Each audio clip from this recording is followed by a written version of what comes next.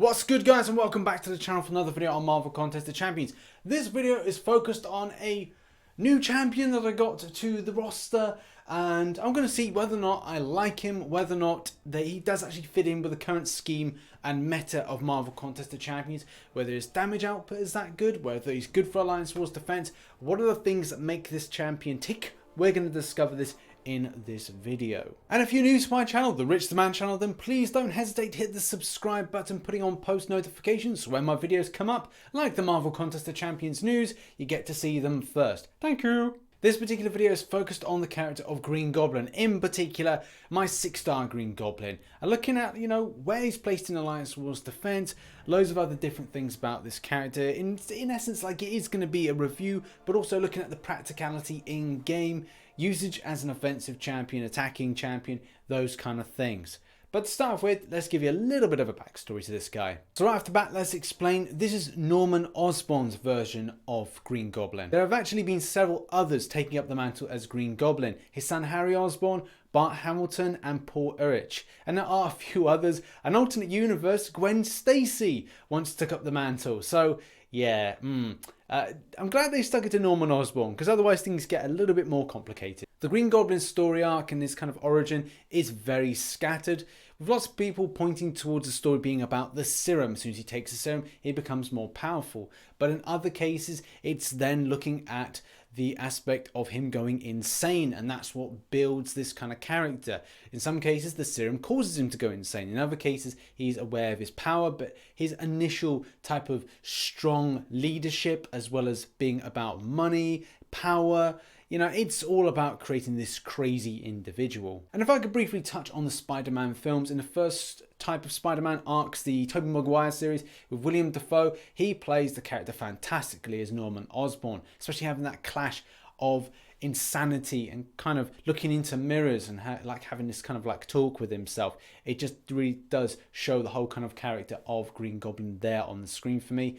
An Amazing Spider-Man series with Andrew Garfield, it's a bit mediocre and it doesn't really kind of touch on it that much, which is a bit annoying, but that's cinema for you, especially with the Spider-Man stuff. Will we see that with the new ones with Tom Holland? I doubt it, because they'll be like, hey, well, we've done it 2 times before, we'll do it to death.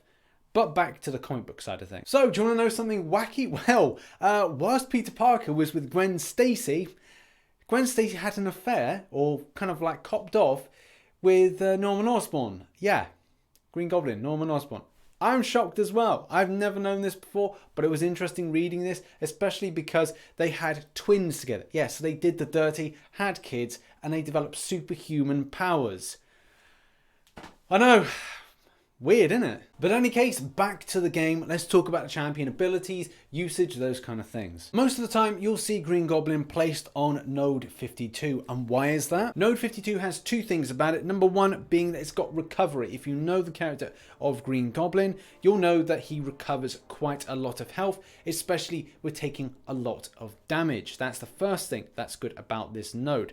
The second thing being strike back, and strike back basically means that the champion is going to gain some special attacks very quickly. If you've got something with a debuff effect that you want to go, hey, I want to take a really strong champion against this, chances are you're going to find that Green Goblin, put on node 52 here, because I can't point, has got lots of health, regenerating with Cunning and Madness, and at the same time we've then got the fact that he's building up special attacks. So if you think to yourself, hey, I'm confident, then you've put in a load of kind of specials. Oh dear, they've got an L3 that's going to smack me. That ain't going to be good. Even though the armor up is going to be something that is going to be somewhat helpful, it's all about strike back, and predominantly it's all about recovery.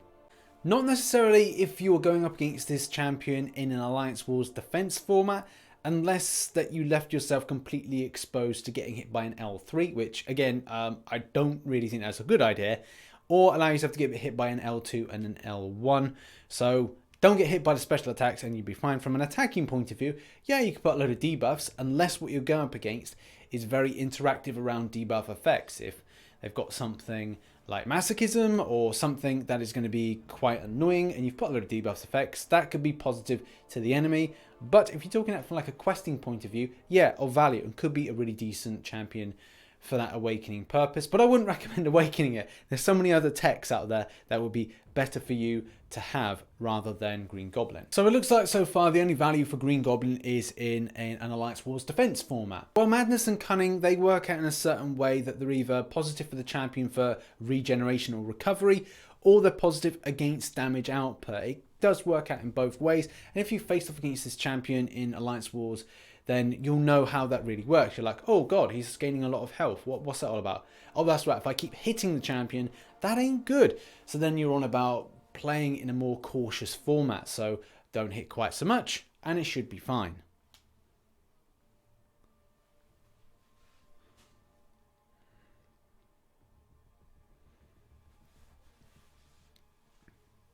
In the special attacks, you'll notice from time to time you're putting on some debuff effects.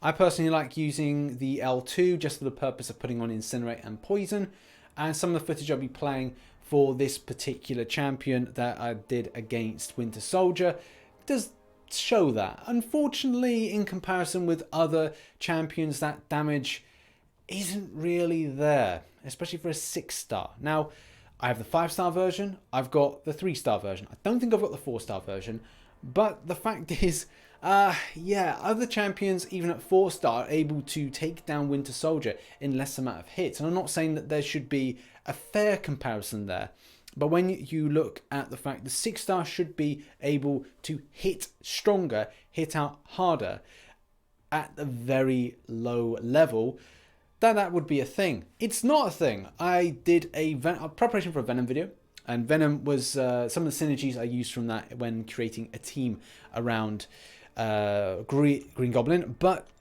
the major criticism is that the extent of champions available in the synergy are quite low. If you consider Green Goblin's only got 3, that's kind of weird. And I know Venom has recently been reworked, so yes, now he has 7 synergies, but I just think the Green Goblin could be given a little bit more love with stuff with damage output, just to benefit. I was able to do a 289 hit in order to take down Winter Soldier, and then the comparison with Green Goblin was a lot more. In fact, 387. So 387 hits in order to take down Winter Soldier as a 6-star.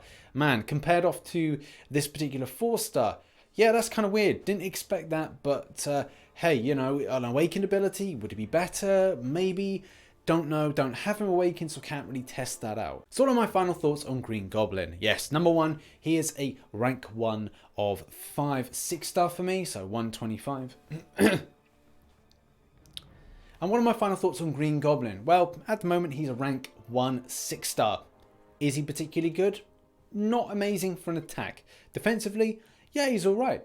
Node 52 seems to be the more common place that he is placed to, and more times that I come across him, he is indeed there. Synergies don't really kind of maximize his damage output, and as we've seen, we've got a 4-star that's able to do things in less hits, 289 versus 387. It shouldn't really be that case. It should be a case that he's damage outputting enough in order to be better. Using the L2, was that maybe advisable, non-advisable? I don't know. I feel that I'm putting a lot more debuffs on the enemy, therefore increasing the damage output based on that.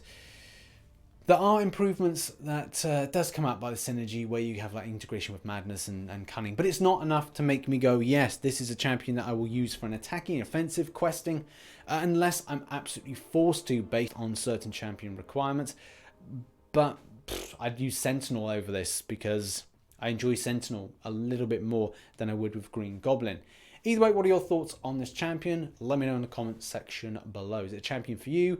Do you put him on a different node? Have your say. And that has been the video. If you enjoyed the video, hit that like button, subscribe for more Marvel Contest of Champions based content. I've been RichTheMan, and I shall catch you in the next one. Bye bye for now.